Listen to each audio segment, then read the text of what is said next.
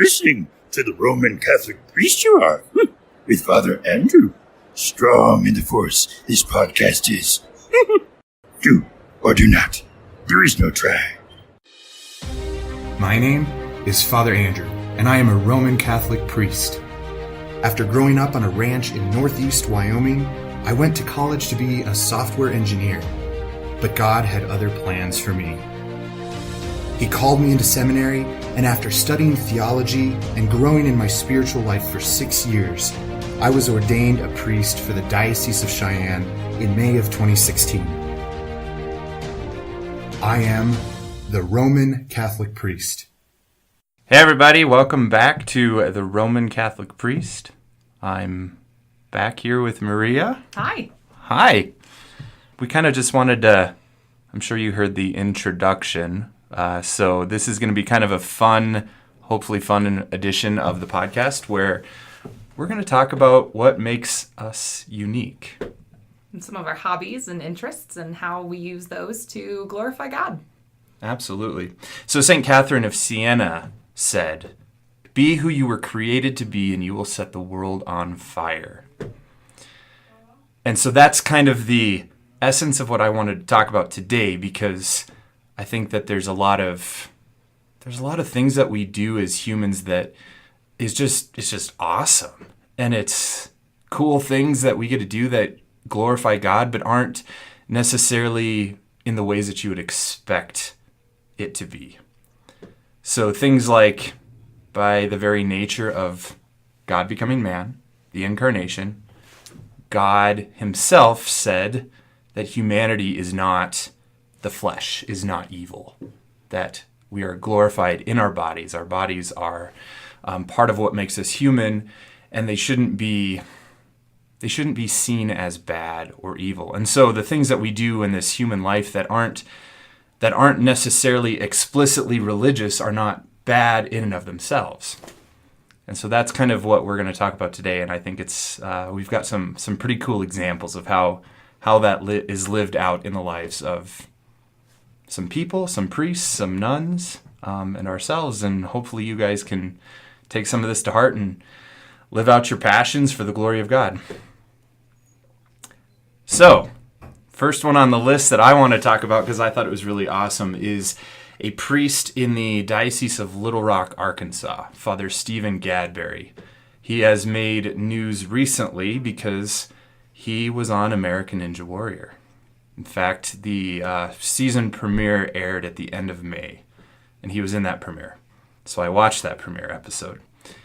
And so he was approached by one of the other contestants on the show, and I can't remember, the Papal Ninja, I think is his name.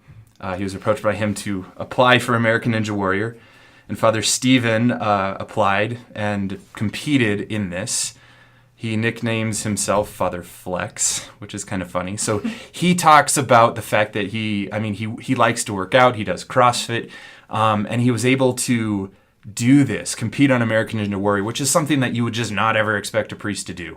Like, so out of the box kind of thing. But he was able to use it for the glory of God, and he was able to be a witness. He was able to more or less use it as a way to evangelize. Absolutely, because the YouTube video of just the part where he went circulated through so many secular networks that otherwise, wouldn't have found out about this priest being able to do awesome things. Which and watching the video is awesome because he's in his cleric, so he's totally visually the priest. He's also got black shorts, which I thought were awesome. I've always said if they made black clerical shorts, I would wear them, but I'm not quite like Father Stephen and that athletic, so I probably can't get away with it.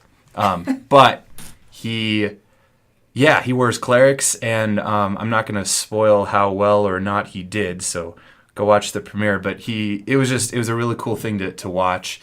And so I actually have a little bit of an audio clip from him that I want to share with you all, because he talks about some of the same things that we wanted to talk about, and I think he does a really good job of talking about it. So I'm going to play that for all of us. We have to deliver the message, with whatever means are given to us now. So if that means social media, that's the new medium by which we have to deliver the message. And sometimes that means using your own talents or gifts or hobbies via that social media. So in this case, just Ninja Warrior. And so it's given me the opportunity to really evangelize to so many people. I didn't realize it was about that. I guess the biggest thing for intentional discipleship is focusing, I would say, don't overlook the aspect of discipleship, meaning that the Lord calls you personally, right? And so that means He's going to use the gifts that you have. I just read a neat book called The Juggler of Our Lady. This guy who his only gift was to juggle, and he was really upset about it. And all these other people were able to paint beautiful pictures for Mary. Some wrote beautiful songs or poems for Mary. Others wrote books or were able to give elaborate speeches. And this guy felt really upset. All he could do was juggle. And so they all did their thing. But late one night, this juggler goes into the chapel and juggles all night long. And eventually Our Lady appears to all of them, and she is most pleased with him because of how authentic it is. And so whatever talent or gift or trait you have, embrace that. So the whole idea is that we might think that we can't do extraordinary things for God, but the gifts, the talents that we have are exactly what we are able to do to give glory to God. Kind of wish I could juggle now. I can. Fun fact. When I was in seminary, I took it upon myself the fall semester of my senior year at Conception to learn to juggle. And so I learned to juggle. Nothing trains you for the priesthood better than learning how to juggle. I don't even remember why it was such a thing that I wanted to do, but I have hacky sacks upstairs that, yeah.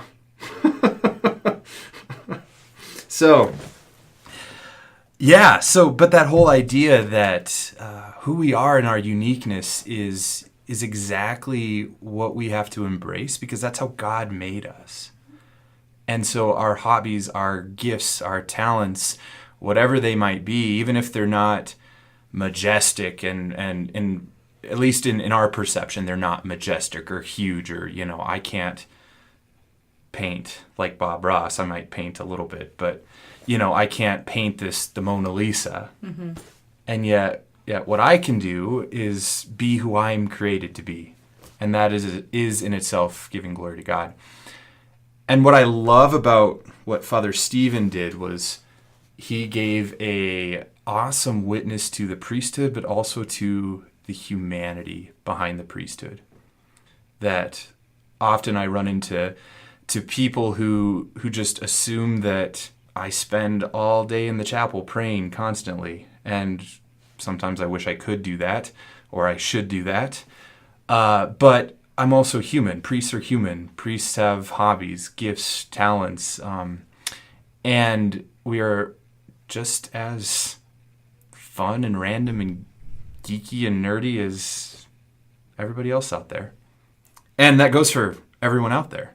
I think you have an example as well. Yeah, so I really enjoy doing triathalons. I have successfully convinced Father Andrew that he's going to do one as well in August. So we'll see if he has a passion for triathalons like I do after we finish that one. But Sister Madonna Buter, her story was really circulating around last summer. She was 86 years old, and she completed her 45th Iron Man triathlon. So we're only doing sprint triathlons, but she was doing the full Iron Man. So swimming 2.5 miles, biking 112, and then running 26.2 miles. At 86 years old. Yeah. Just incredible. But she's also a religious sister. And so she uses that opportunity to evangelize people and talks about, that God calls us to be healthy as well and to use our bodies to glorify Him. And what better way to show our capabilities than something like that. Who would imagine an 86-year-old would be able to do an Ironman triathlon? I can barely swim across the pool without needing to stop and rest. So, yeah, it's. But I think it's awesome to see a nun or a priest just doing normal human things. Absolutely. And it's it it creates a sense of relatability. It creates a sense of comfortableness with, the fact that nuns or priests are not unapproachable. They're not aliens that you can't approach. Like, we're just as human as everybody else. I think another great example, I have a friend who has an uncle who is a monk. So she references him as her munkle to distinguish him from her other uncles, of course. But just seeing him like in his full habit at her wedding, and having that witness to other people that, the beauty of he's given his life to God, but he still has a family, his nieces and nephews. And it was a great, beautiful witness. Yeah. There's just a healthy sense of embracing who we are and our identity. Absolutely. And living that out no matter where we are. And of course it's not unique to a priest or a nun, but I think that's one of the biggest struggles that every single human person has to grapple with. Is often we look at ourselves and say, "Oh, I wish I was more like insert name here.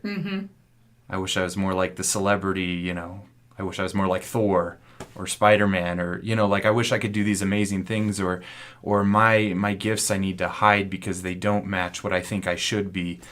And I think that there's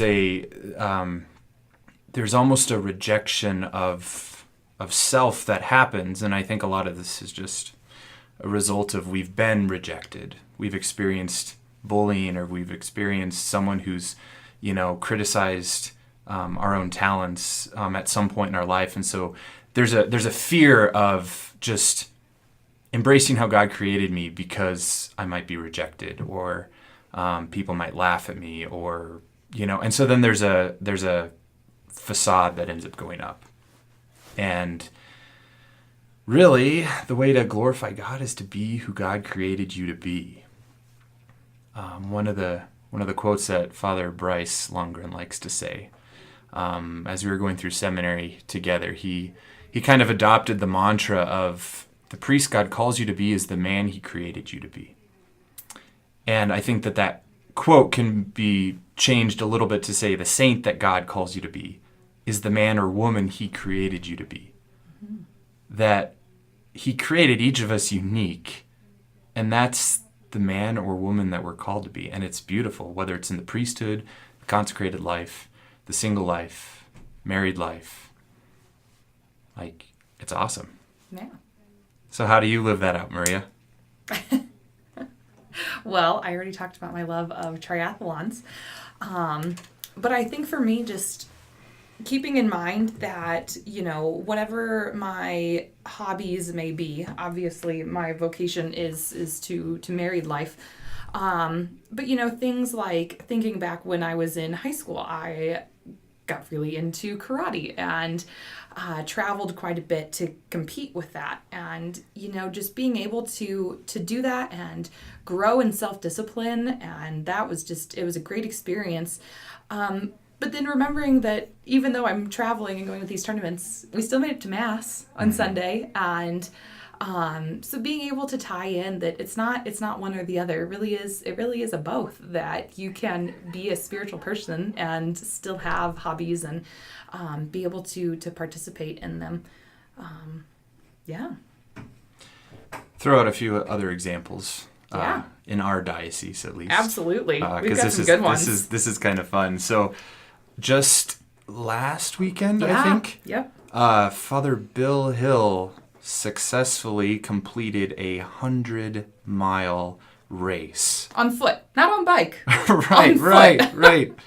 So he started in Dayton, and then ran basically 50 miles into the Bighorn Mountains and then 50 miles back to Dayton to finish. So I ended up seeing pictures of him at the finish line on social media. I have not talked to him, but still, what a crazy... I would never want to do that.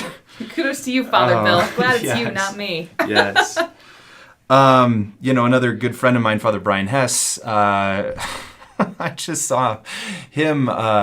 He made it somewhere. He's up in Cody right now, and he he's an outdoorsy kind of guy, and he has gotten into all sorts of crazy stuff. I've gone backpacking with him, and just a few days ago, he made it up into the mountains somewhere near Cody. I'm not even sure where, to go skiing. And so he's sort of trying to he he wants to go skiing in the middle of the summertime. Like, I think it's weird, but it's an awesome way that he is just embracing his own hobbies and passions. And again, I know that he has gone skiing with parishioners, with friends, and even can evangelize just by witness of that. Mm-hmm. Again, being approachable and normal. I even remember when I was a kid, Father Cadera, mm-hmm. he baptized me. But even when he came back to Gillette as associate pastor, as pastor, he was associate when he baptized me and came back as pastor. And I was growing up, we would invite him over to watch the Packers and the Vikings play football. He was a big Vikings fan, still is, and we're big Packers fans. And to just see a priest come and root for the Vikings. Yeah. And he's got a marathon coming up in the next month as well. Does he? Mm-hmm. Okay, so apparently there's a bunch of us in Wyoming that like to do these things. I haven't quite gotten to the marathon status yet, but I've done a number of halves, and I've got a couple more coming up, and a triathalon, which It'll still nervous about. It'll be great. So, and of course, we've talked a lot about, the athletic part of things. It doesn't have to be athletic hobbies. That's just kind of one of the things that we've seen recently. But there's a priest who made quite a bit of social media coverage a number of years ago, Father Roderick, who's a Dutch priest. And he made waves on the internet because he recorded himself watching the teaser trailer for the new Star Wars The Force Awakens when it was just released. And his excitement is contagious. Absolutely. I am not a Star Wars fan at all. And Father Andrew showed me the video before we started recording this podcast. And it was hilarious just to see his reaction, because you couldn't see the screen. Right. It was just his reaction to it. To be able to feel his excitement, it was awesome. Yeah. And again, he has a book called The Geek Priest, and he's embraced that about himself, that he loves that realm. Not even Star Wars, but that whole science fiction kind of mm-hmm. realm, which is something that I share with him very much. So I've kind of followed Father Roderick a little bit. He's recorded other reaction videos of himself to other teaser trailers for the other movies, and they've all been just kind of fun to watch. But again, we all have various passions and hobbies, and I also remember he's a priest now, Father Larry Bowers. He's in the Archdiocese of Kansas City, Kansas. He was in seminary with me, so he was a deacon when I was just entering first theology, and he ended up giving a homily one time, and the only thing that I remember about the whole homily was he said, as long as you're not sinning, God delights in what you delight in. And again, it was this idea that just because I'm not in the church praying constantly, or am constantly kind of wrapped up in spiritual things, which we all want to focus mm-hmm. our attention on God and have God be a part of everything that we do. But that doesn't mean that we can't just embrace our humanity and let God embrace our humanity as well. Yeah. And he delights in what delights us. He created us. He created this world. He wants us to delight in the things that are good. And so it's been a lot of fun. And so the past month, I've had the opportunity to do a number of I think, fun things. Maria might disagree. I'm happy for you. I am also a geeky priest. And I'm sure you all heard the introduction to the podcast where Yoda introduced the Roman Catholic priest. So I got to meet Yoda, which was great. Or a version of Yoda, I guess. Mark Thompson, an audiobook narrator is actually the one who did that voice, and I got to meet him this past weekend. But the past month or so, I've gone to 2 Comic Cons, and they have been just a blast to go to because, again, I dress as a priest. I wear my collar, and I go to these comic conventions, and I usually throw on a geeky t-shirt over it, but my collar is still very visible. And I end up having the coolest conversations with people because I'm a priest. And most people think I'm cosplaying, of course, but I'm able to say, no, I'm actually a priest and have these conversations. So a couple random stories, I guess, from the past 2 conventions, which I've just found a lot of fun. I went to Spokane, Washington, about 3 weeks ago for Lilac City Comic Con, and ended up meeting an actress, Michelle Harrison, who I knew her from the TV show The Flash. And Spokane was quite small in terms of a convention size. There was maybe about 7,000 people there. So the lines for the celebrities were very short. Of course, they didn't have any super big name celebrities. But that also meant that I got to just go and hang out with like Michelle Harrison and just chat with her and not have to worry about people behind me in line. And so I went up to her and just started talking, and she saw the collar and asked about it. And I told her that I was actually a priest, and she got all excited and told me that she had never seen a priest at a convention before, and then proceeded to say that her and her buddy that was with her were both Christian, and she asked me why I became a priest. And so without having anybody in line behind me, I was able to have that kind of a conversation with a celebrity.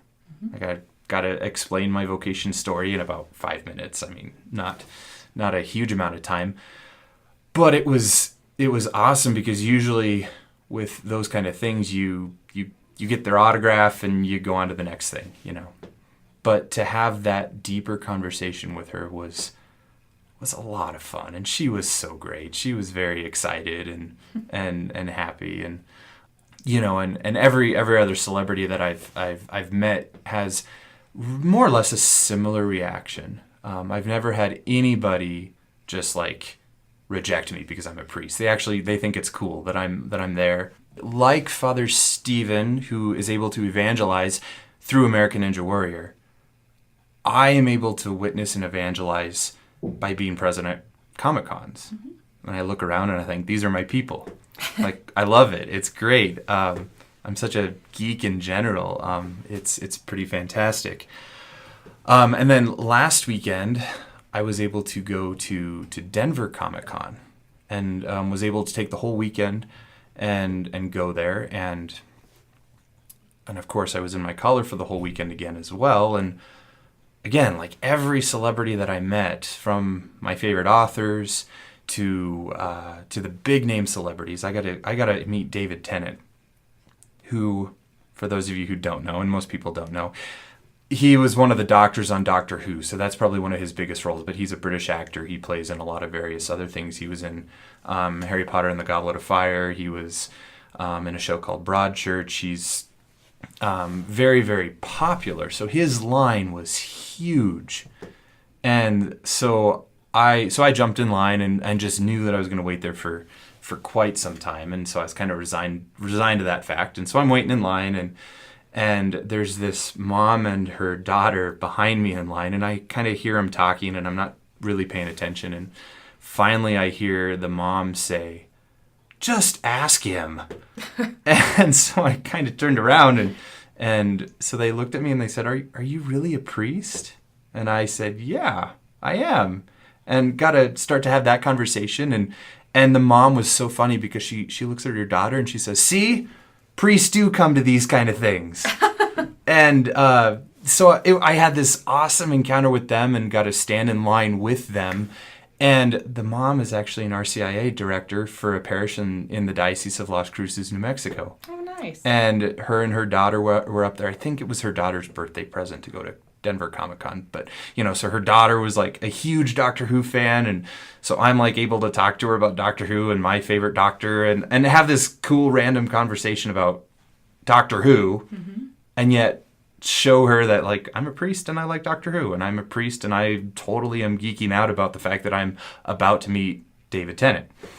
And it was so funny and just a lot of fun. And everybody around me in line was like looking at me and similar sort of things, like asking me if I was really a priest. And I was like, yes, I am. And they're like, oh, that's so cool. And I mean, again, most people just assumed that I was cosplaying as some random character as a priest. And of course, being able to say, no, I'm actually a priest was just really cool. And just, yeah, I actually had a guy, the first day that I was there, I wore a t-shirt that was based on, it kind of had a Star Wars font on it. And it was a play on May the Force be with you, but it was a Catholic shirt. And it said, May the Holy Spirit be with you. And so I had this guy see my shirt, stop me, ask me if I was a priest, loved my shirt, and then proceeded to ask me if he could take a picture of me. Like, not with me, but of me. So I let him take my picture, and I don't know where that picture is, but still it was the fact that I was able to just witness in that and yet be geeky all at the same time. Mark Thompson, the audiobook narrator, his dad is Catholic. So at one point when I was just chatting with Mark, which I sort of felt like he was my con buddy because I sort of kept running into him all over the place. And his dad was Catholic, or is Catholic, and so he wanted a picture with me. Nice. To send to his dad. And that was a real cool exchange because usually it's always like us, the peasants, asking for pictures with the celebrities. But here's a celebrity who wanted a picture with me. You were the celebrity priest at Comic-Con. It was just so cool. I have to say, following along on your social media during those weekends, I'm just impressed at the variety of T-shirts and your ability to match them with the people who you are taking your picture with. So for those of us who are not as up and up on who these celebrities are, I could always go off of your T-shirt. Oh, this is a Doctor Who person. Oh, this is a Star Wars person. Well, it was funny. In Spokane, I literally showed up at the convention with my Star Wars t-shirt, got a picture with Timothy Zahn, my absolute favorite Star Wars author, proceeded to go change shirts for The Flash, and then went and got a picture with Michelle Harrison for The Flash, and then proceeded to change back into the Star Wars shirt for the rest of the day. Yeah, you're dedicated to the cause. Yeah, don't worry, it did not go unnoticed.